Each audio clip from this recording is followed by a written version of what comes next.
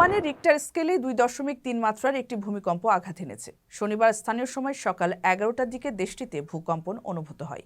তবে এই ঘটনায় কোনো হতাহত কিংবা ক্ষয়ক্ষতির খবর পাওয়া যায়নি। ওমানের মাস্কাটের আল আমরাত এলাকায় বসবাস করা প্রবাসীরাও ভূমিকম্প অনুভব করেছেন বলে জানিয়েছেন।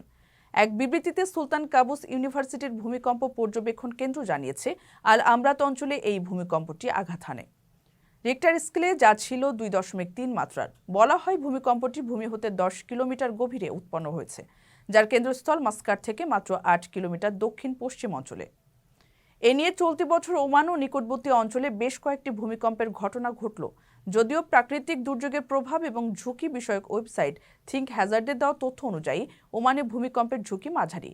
এছাড়া আগামী 50 বছরের মধ্যে ওমানে বিধ্বংসী ভূমিকম্প আঘাত হানার সম্ভাবনা মাত্র 10%। তবুও ভূমিকম্প নিয়ে বেশ প্রস্তুতি রয়েছে দেশটির। এর আগে সারা দেশে ভূমিকম্প পর্যবেক্ষণ নেটওয়ার্ক স্থাপন করার কথা জানায় ওমান।